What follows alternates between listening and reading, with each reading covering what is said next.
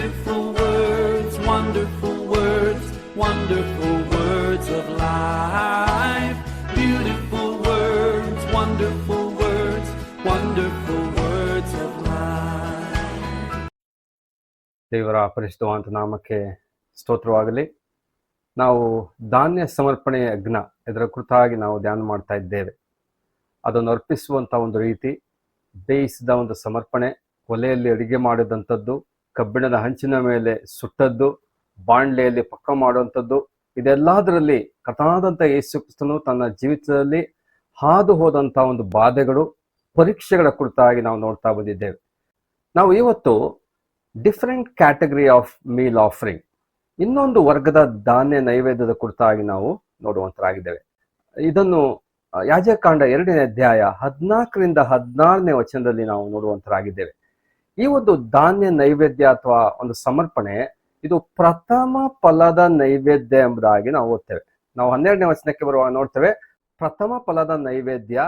ಈ ಪ್ರಥಮ ಫಲದ ಒಂದು ಸಮರ್ಪಣೆಯನ್ನು ಯಾಜಕಕಾಂಡ 23ನೇ ಅಧ್ಯಾಯದಲ್ಲಿ ನಾವು ವಿವರವಾಗಿ ನಾವು ನೋಡುವಂತರಾಗಿದ್ದೇವೆ. ಈ ಒಂದು ಪ್ರಥಮ ಫಲದ ಒಂದು ನೈವೇದ್ಯ, ಅದು ಯಜ್ಞವೇದಿಯ ಮೇಲೆ ಸುವಾಸನೆಯನ್ನುಂಟು ಮಾಡುವುದಕ್ಕಾಗಿ ಹೋಮ ಮಾಡಬಾರದು, not to be burnt on the altar ಎಂಬುದಾಗಿ ನಾವು ನೋಡ್ತೇವೆ. ಇದು ಯಾಕೆ ಎಂಬುದಾಗಿರುವಾಗ, ಪ್ರಥಮ ಫಲದ ಸಮರ್ಪಣೆಗೆ ನಾವು ಬರುವಾಗ ಅಲ್ಲಿ ಹುಳಿ ಇರುವಂತ ಒಂದು ಕಾರಣ, ಈ ಹುಳಿ ಇರುವ ಕಾರಣದಿಂದ ಅಲ್ಲಿ ಆ ಯಜ್ಞವೇದಿಯ ಮೇಲೆ ಹೋಮ ಮಾಡಕೂಡದು ಎಂಬಂತ ಒಂದು ಸಂಗತಿಯನ್ನು ನಾವು ನೋಡುವಂತರಾಗಿದ್ದೇವೆ. ಈ ಒಂದು ಪ್ರಥಮ ಫಲಗಳು ಎಂಬುದಾಗಿ ನಾವು ನೋಡುವಾಗ, ಇದು ನಮ್ಮ ಕರ್ತನಾದಂತ ಯೇಸು ಕ್ರಿಸ್ತನ ಪುನರುತ್ಥಾನ ಹೊಂದಿದ ಜೀವಿತವನ್ನು ನಾವು ನೋಡುವಂತರಾಗಿದ್ದೇವೆ. ಮೊದಲನೇ ಒಂದು ಕೊರಿಂಥ 15ನೇ ಅಧ್ಯಾಯ 20ನೇ ವಚನದಲ್ಲಿ, ಆದ್ರೆ ಕ್ರಿಸ್ತನು ಸತ್ತವರೊಳಗಿಂದ ಎದ್ದು ಬಂದೇ ಇದ್ದಾನೆ, ನಿದ್ರೆ ಹೋದವರಲ್ಲಿ ಪ್ರಥಮ ಫಲವಾದನು ಎಂಬುದಾಗಿ ನಾವು ನೋಡ್ತೇವೆ. ಕರ್ತನಾದಂತ ಯೇಸು ಕ್ರಿಸ್ತನು ತಾನೇ ಆತನು ಪ್ರಥಮ ಫಲ ಎಂಬುದಾಗಿ ನೋಡುವಂತರಾಗಿದ್ದೇವೆ. ಪ್ರಥಮ ಫಲದ ಒಂದು ನೈವೇದ್ಯವನ್ನು ಮಾಡಬೇಕಾದ್ರೆ ನಾವು 14ನೇ ವಚನದಲ್ಲಿ ನಾವು ನೋಡುವಂತರಾಗಿದ್ದೇವೆ, ಗೋಧಿಯ ಹಸಿ ತೆನೆಗಳನ್ನು ಬೆಂಕಿಯಲ್ಲಿ ಸುಟ್ಟು ಅಲ್ಲಿ ಉಮ್ಮಿಗೆ ಸಮರ್ಪಿಸಬೇಕು ಎಂಬುದಾಗಿ ನಾವು ನೋಡುವಂತರಾಗಿದ್ದೇವೆ. ಈ ಒಂದು ಗೋಧಿಯ ಹಸಿ ತೆನೆ ಎಂಬುದಾಗಿರುವಾಗ, ನಮ್ಮ ಕರ್ತನಾದಂತ ಯೇಸು ಕ್ರಿಸ್ತನ ಪ್ರೈಮ್ ಆಫ್ ಹಿಸ್ ಲೈಫ್, ಆತನ ಜೀವಿತದ ಪ್ರಮುಖವಾದಂತ ಸಮಯದ ಕುರಿತಾಗಿ ನಾವು ನೋಡುವಂತರಾಗಿದ್ದೇವೆ. ಆ ಒಂದು ಸಮಯದಲ್ಲಿ ಆತನು ಕೀಳಲ್ಪಟ್ಟನು, ಹಿ ವಾಸ್ ಕಟ್ ಆಫ್. ಯೆಶಾಯನ ಬರೆದ ಪ್ರವಾದನೆ 53ನೇ ಅಧ್ಯಾಯ 8ನೇ ವಚನದಲ್ಲಿ, ಆಹಾ ಇವನು ಜೀವಲೋಕದಿಂದ ಕೀಳಲ್ಪಟ್ಟಿದ್ದಾನೆ ಎಂಬಂತ ಒಂದು ವಿಷಯವನ್ನು ನಾವು ನೋಡುವಂತರಾಗಿದ್ದೇವೆ. ಆತನು he was cut off at the prime of his life, ಪ್ರಾಮುಖ್ಯವಾದಂತ ಒಂದು ಸಮಯದಲ್ಲಿ ಆತನು ಕೀಳಲ್ಪಟ್ಟಂತ ವಿಷಯವನ್ನು ನಾವು ಇದರಲ್ಲಿ ನೋಡುವಂತರಾಗಿದ್ದೇವೆ. ಈ ಒಂದು ಸುಟ್ಟದ್ದು ಎಂಬುದಾಗಿರುವಾಗ ಆತನು ಅನುಭವಿಸಿದಂತ ಬಾಧೆಗಳನ್ನು ತಿಳಿಸುವಂತ ಒಂದು ವಿಷಯವನ್ನು ನಾವು ಈ ಒಂದು ಹಸಿ ತೆನೆಗಳನ್ನು ಸುಟ್ಟದ್ದು ಎಂಬುದಾಗಿ ನಾವು ನೋಡುವಂತರಾಗಿದ್ದೇವೆ.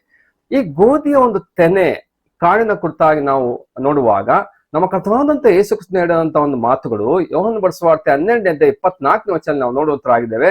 ಗೋಧಿಯ ಕಾಳು ಭೂಮಿಯಲ್ಲಿ ಬಿದ್ದು ಸಾಯದಿದ್ದರೆ ಒಂದೇ ಆಗಿ ಉಳಿಯುವುದು, ಸತ್ತರೆ ಬಹಳ ಫಲ ಕೊಡುವುದಾಗಿ ನೋಡ್ತೇವೆ. ಕರ್ತನಾದಂತ ಯೇಸು ಕ್ರಿಸ್ತನು ಆತನು ಸತ್ತು ಸಮಾಧಿಯನ್ನು ಸೇರಿ ಜೈವೀರನಾಗಿ ಎದ್ದು ಬಂದಿದ್ದಾನೆ, ನಿದ್ರೆ ಹೋದವರಲ್ಲಿ ಆತನು ಪ್ರಥಮ ಫಲವಾಗಿದ್ದಾನೆ ಎಂಬಂತ ಒಂದು ವಿಷಯವನ್ನು ನಮಗೆ ಇದು ತಿಳಿಸುವಂತದ್ದಾಗಿದೆ. ಈ ಒಂದು ವರ್ಗದ ಧಾನ್ಯ ನೈವೇದ್ಯದಲ್ಲಿ ಸದಾಕಾಲ ಜೀವಿಸುವ ಪುನರುತ್ಥಾನ ಹೊಂದಿದ ಕ್ರಿಸ್ತನನ್ನು ನಾವು ನೋಡುವಂತರಾಗಿದ್ದೇವೆ. ಈ ಒಂದು ಧಾನ್ಯ ನೈವೇದ್ಯ ಒಂದು ಸಂಗತಿಗಳಿಗೆ ಬರುವಾಗ, ದ ಆಫರರ್ಸ್ ವರ್ಕ್, ಈ ಒಂದು ಅರ್ಪಿಸುವವನ ಕೆಲಸ ಏನು ಎಂಬುದಾಗಿ ನಾವು ನೋಡ್ತಾ ಬರುವಾಗ, ಈ ಒಂದು 2ನೇ ಅಧ್ಯಾಯದಲ್ಲಿ ನಾವು ನೋಡುವಾಗ, ಇದು ಮನೆಯಲ್ಲಿ ಸಿದ್ಧ ಮಾಡಿಕೊಂಡು ಬಂದಂತಹ ಒಂದು ಕೆಲಸ. It was prepared at home. ಈ ಒಂದು ಅರ್ಪಿಸುವವನು ಈ ಎಲ್ಲಾ ಸಾಮಗ್ರಿಗಳನ್ನು ಆತನು ತೆಗೆದುಕೊಂಡು ಮನೆಯಲ್ಲಿ ಸಿದ್ಧಪಡಿಸಿಕೊಂಡು ಬರುವಂತದ್ರ ವಿಷಯವಾಗಿ ನಾವು ಈ ಒಂದು ಅಧ್ಯಾಯದಲ್ಲಿ ನಾವು ನೋಡುವಂತರಾಗಿದ್ದೇವೆ. ಕರ್ತನಾದಂತ ಯೇಸು ಕ್ರಿಸ್ತನ ಒಂದು ವ್ಯಕ್ತಿತ್ವ, ಆತನ ಒಂದು ಜೀವಿತ, ಆತನ ಒಂದು ಗುಣಗಳನ್ನು ನಾವು ದೈನಂದಿನ ಒಂದು ಜೀವಿತದಲ್ಲಿ ಧ್ಯಾನ ಮಾಡಿ ಸಿದ್ಧ ಮಾಡಿಕೊಂಡವರಾಗಿ ತರುವುದನ್ನು ಅದು ತೋರಿಸುವಂತದ್ದಾಗಿದೆ. ನಾವು ವಾರದ ಮೊದಲನೇ ದಿನ ಸಭೆಯಾಗಿ ಕೂಡಿ ಆತನನ್ನು ನೆನಪು ಮಾಡಿ ಆರಾಧಿಸುವಂತ ಒಂದು ಸಮಯದಲ್ಲಿ ಆ ಒಂದು ಸಿದ್ಧತೆಯ ಅವಶ್ಯಕತೆಯನ್ನು ನಾವು ಇದರಲ್ಲಿ ನೋಡುವಂತರಾಗಿದ್ದೇವೆ.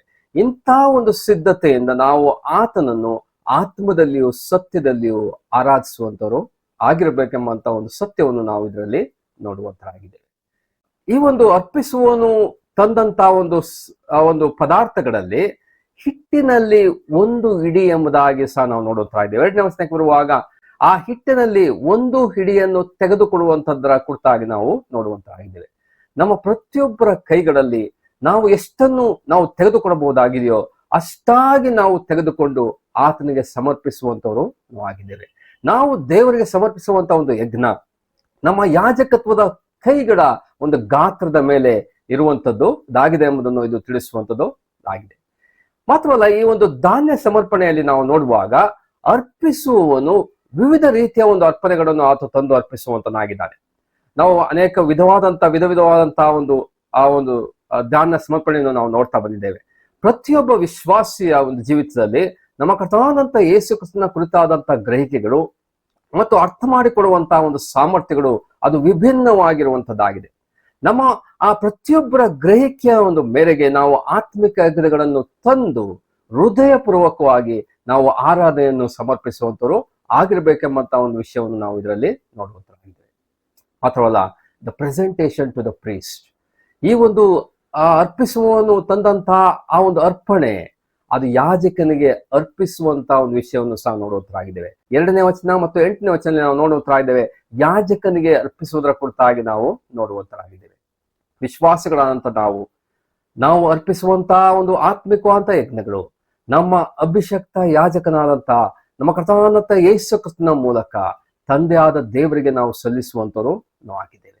ನಾವು 1ನೇ ಪತ್ರ 2ನೇ ಅಧ್ಯಾಯ 5ನೇ ವಚನ ನಾವು ನೋಡ್ತೇವೆ. ಯೇಸು ಕ್ರಿಸ್ತನ ಮೂಲಕ ದೇವರಿಗೆ ಸಮರ್ಪಕವಾದ ಆತ್ಮೀಯ ಯಜ್ಞಗಳನ್ನು ಸಮರ್ಪಿಸುವುದಕ್ಕೆ ಪವಿತ್ರ ಯಾಜಕ ವರ್ಗದವರಾಗಿದ್ದೀರಿ ಎಂಬುದಾಗಿ ನಾವು ನೋಡುವಂತಾಗಿದ್ದೇವೆ.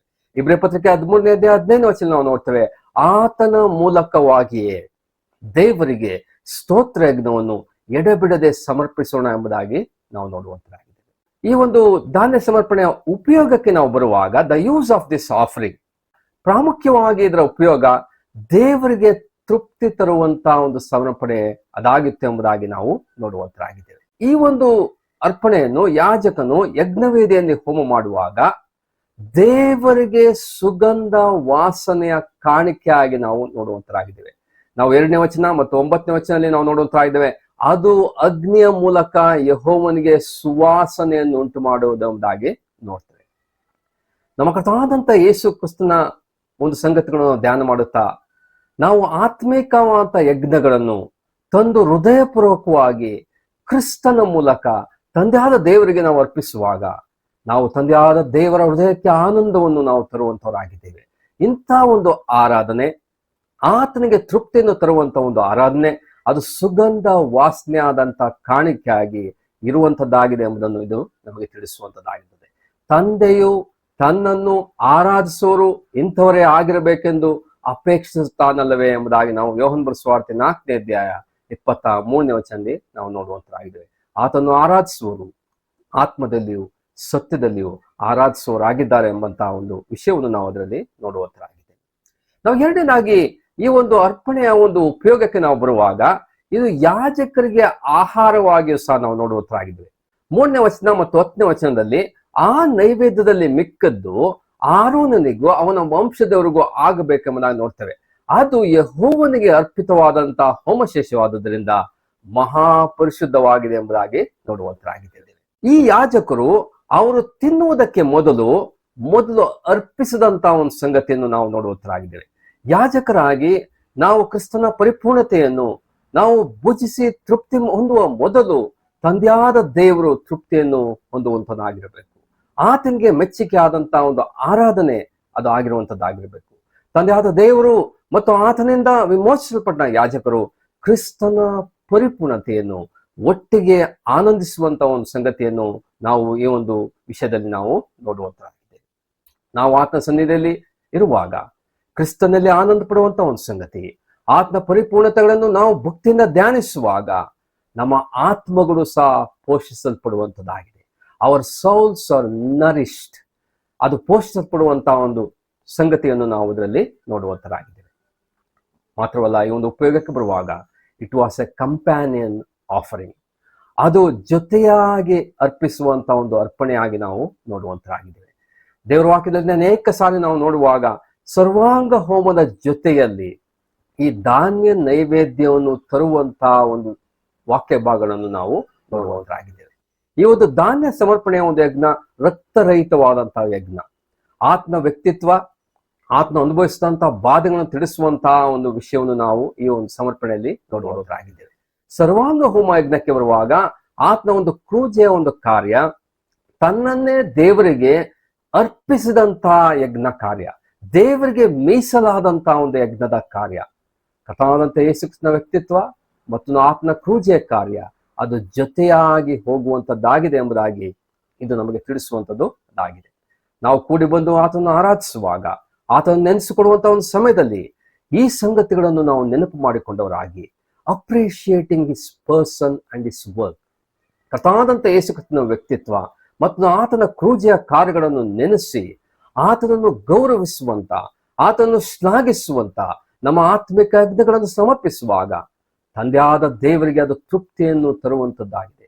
ಆತನ ಹೃದಯಕ್ಕೆ ಆನಂದವನ್ನು ಉಂಟು ಮಾಡುವಂತ ಆರಾಧನೆ ಅದಾಗುವಂಥದ್ದಾಗಿದೆ. ಈ ರೀತಿಯಾಗಿ ಮಾಡುವ ಹಾಗೆ ದೇವರು ತಾನೇ ನಮಗೆ ಸಹಾಯ ಮಾಡದೆ ಆತನ ಹೆಸರು ಮಹಿಮೆಯನ್ನು ಘನತೆಯನ್ನು ಹೊಂದಲಿ. Amen. Beautiful words, wonderful words, wonderful words of life.